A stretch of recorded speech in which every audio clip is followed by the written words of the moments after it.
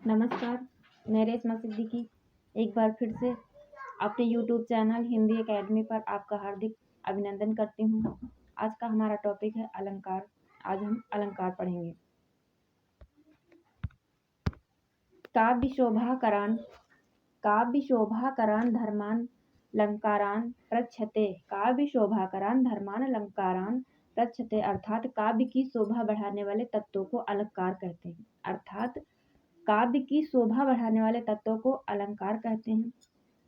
जो शब्द काव्य की शोभा बढ़ाते हैं उन्हें अलंकार कहते हैं। कुछ विद्वानों के अनुसार अलम क्रियते अनेन इति अलंकारा अर्थात जो काव्य को अलंकृत करे वह अलंकार है। अलंकार का अर्थ होता है भूषण। अलंकार का अर्थ होता है भूषण। जिस प्रकार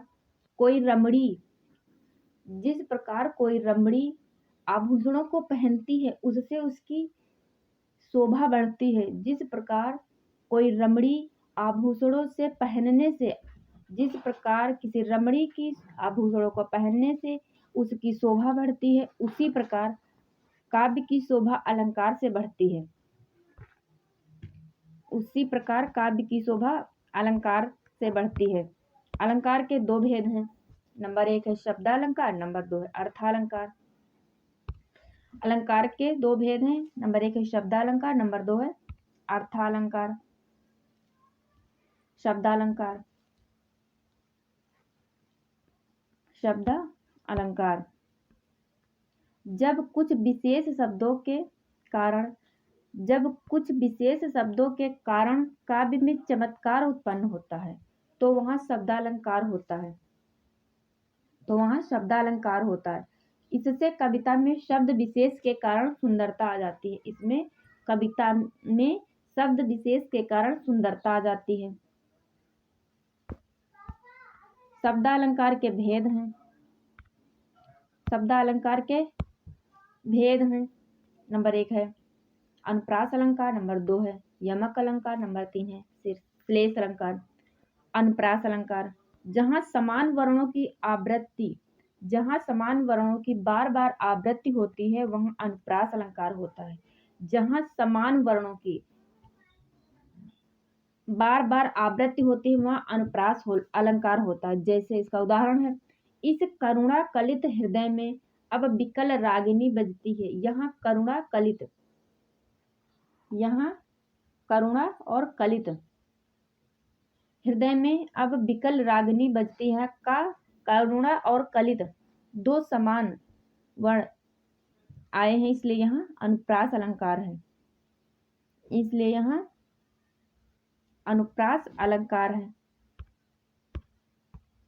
अनुप्रास अलंकार के भेद। अनुप्रास अलंकार के भेद 5 हैं।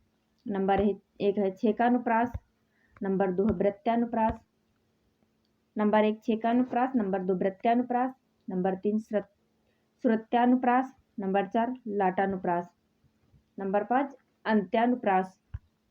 नंबर 5 है अंत्यानुप्रास। छेकानुप्रास। अब है छेकानुप्रास जब एक या अनेक वर्णों की आवृत्ति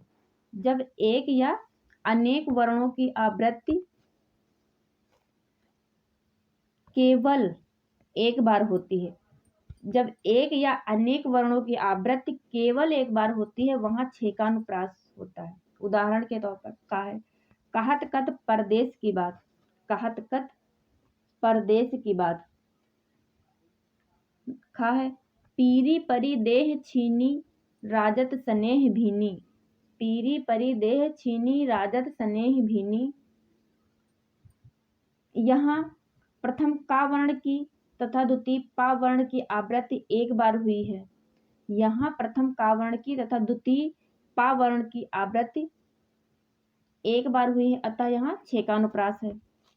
अतः यहाँ कौन सा अनुप्रास है? तो छेकानुप्रास है। नंबर 2 है वृत्त्यानुप्रास जहाँ एक वर्ण की आवृत्ति अनेक बार हो। वहाँ अनुप्रास अलंकार होता है। उदाहरण, कारी कारी कोकिल कहाँ का बैर काढ़त री। का है कारी कारी कारी कूक कोकिल कहाँ का बैर काढ़त री। खा है तरन तनुजा तट तमाल तरुवर बहु छाए। तरन तनुजा तट तमाल तरुवर बहु छाए। ग है रघुपति राघव राजा राम। ग है रघुपति राघव राजा राम। इसमें का ता तथा रा वर्ण की आवृत्ति अनेक बार हुई है, इसलिए यहाँ प्रत्यानुप्रास है। यहाँ कारी का, कूर इसमें भी का, कोकिल में भी का, कहाँ में भी का, काढ़त में भी का। यहाँ एक वर्ण की आवृत्ति अनेक बार हुई है, इसलिए यहाँ प्रत्यानुप्रास है।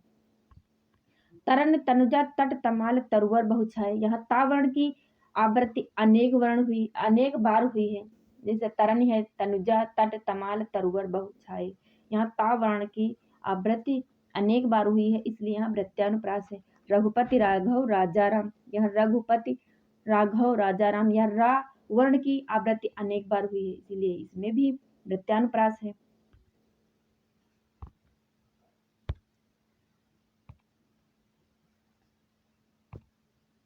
नंबर 3 है श्रुत्यानुप्रास। नंबर 3 है श्रुत्यानुप्रास। जब कंठ, तालु, दंत किसी एक ही स्थान से उच्चरित क्या है क्या कर लेना। जब कंठ, तालु, दंत किसी एक ही स्थान से उच्चरित होने वाले वर्णों की आवृत्ति होती है, तब वहाँ श्रुत्यानुप्रास अलंकार होता है। तब वहाँ श्रुत्यानुप्रास अलंकार होता है। इसका उदाहरण है, तुलसीदास सीदत निस्दिन देखत तुम्हारी निठुराई। तुलसीदास सीदत निस्दिन देखत तुम्हारी निठुराई। इसमें दंत वर्णों इसमें ता, द, कंठ, रा तथा तालु वर्ण ना की आवृत्ति हुई है, अतः यहाँ श्रुत्यानुप्रास है। यहाँ दंत वर्णों ता, द, कंठ वर्ण रा तथा तालु वर्ण ना की आवृत्ति हुई, अतः यहाँ श्रुत्यानुप्रास अलंकार है। नंबर 4 है लाटानुप्रास। नंबर 4 है लाटानुप्रास। जहाँ एकार्थक शब्दों की आवृत्ति हो, परंतु अन्वय करने पर अर्थ भिन्न हो जाए वहाँ लाटानुप्रास अलंकार होता है। जैसे इसका उदाहरण है, पूत कपूत तो क्यों धन संचय। पूत सपूत तो क्यों धन संचय। पूत कपूत तो क्यों धन संचय। यहाँ एक ही अर्थ वाले शब्द की आवृत्ति हो रही है, किंतु अन्वय के कारण अर्थ बदल रहा है। जैसे पुत्र यदि सपूत हो तो धन एकत्र करने की कोई आवश्यकता नहीं होती है, क्योंकि वह स्वयं ही कमा लेगा। और यदि पुत्र कपूत हो तो भी धन के संचय की कोई आवश्यकता नहीं होती है, क्योंकि वह सारे धन को नष्ट कर देगा। इसलिए यहाँ अन्वय के कारण अर्थ में परिवर्तन हो रहा है। इसलिए इसमें अन्वय के कारण अर्थ में परिवर्तन हो रहा, बदल रहा है। यानी पूत सपूत तो क्यों धन संचय, पूत कपूत तो क्यों धन संचय। अगर पुत्र अच्छा है तो वो धन को कमा लेगा, एकत्रित कर लेगा। अगर पूत कपूत है तो भी धन संचय करने की कोई आवश्यकता नहीं है, क्योंकि जितना भी धन संचय करोगे वो उसको नष्ट कर देगा। इसलिए यहाँ पर लाटानुप्रास अलंकार है। अंत्यानुप्रास अलंकार। नंबर 5 है अंत्यानुप्रास अलंकार। जहाँ छंद के शब्दों के अंत में समान स्वर या व्यंजन की आवृत्ति हो, वहाँ अंत्यानुप्रास अलंकार होता है। उदाहरण के तौर पर उदाहरण है, कहत नटत रीझत खिजत मिलत खिलत लजियात भरे भवन में करत हैं न नैन हुई सो बात। कहत नटत रीजत खिजत मिलत खिलत लजियात भरे भवन में करत हैं नैनन ही सो बात। यहाँ कहत माने कहते हैं, नटत माने नटत माने यानी नटरा रहे हैं, रीझत यानी रीझते हैं, खिजत माने खिझिया रहे हैं,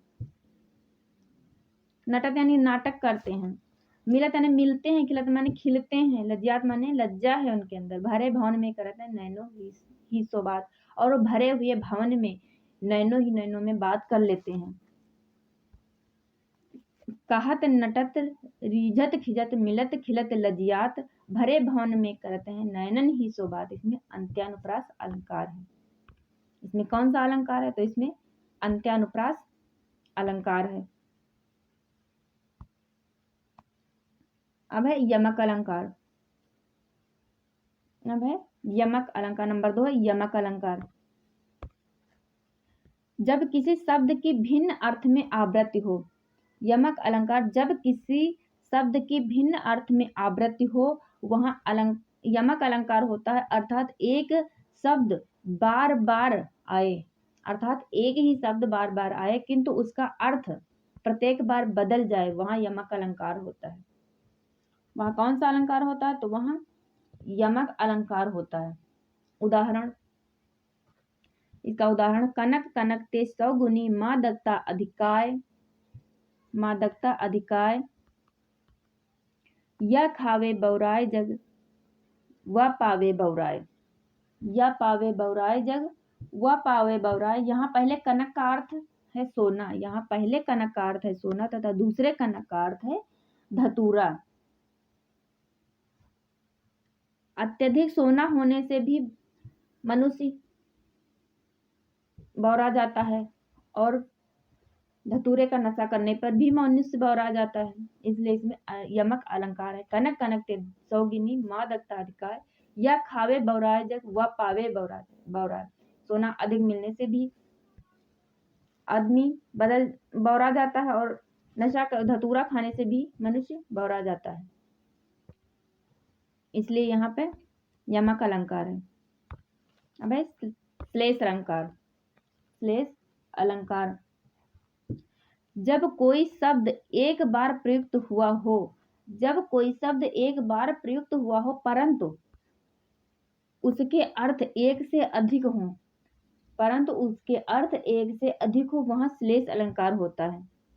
वहां कौन सा अलंकार होता है? तो वहां श्लेष अलंकार होता है। इसका उदाहरण है मधुबन की छाती देखो सूखी इसकी कलियां हैं, मधुबन की छाती देखो सूखी इसकी कलियां।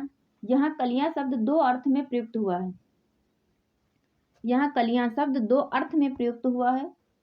पहला फूल खिलने से पूर्व की अवस्था, पहला फूल खिलने से पूर्व की अवस्था तथा दूसरे अर्थ में यौवन से पूर्व की अवस्था, तथा दूसरे अर्थ में यौवन से पूर्व की अवस्था है इसमें, इसलिए इसमें श्लेष अलंकार है। मधुबन की छाती देखो सूखी इसकी कलियां। आज की हमारी सीरीज यहीं तक। नेक्स्ट डे हम नेक्स्ट टॉपिक लेकर आएंगे, इसके आगे का अर्थालंकार कराएंगे। आप लोग हमारे चैनल को लाइक करिए, शेयर करिए, सब्सक्राइब करिए और कमेंट भी करिए। नमस्कार।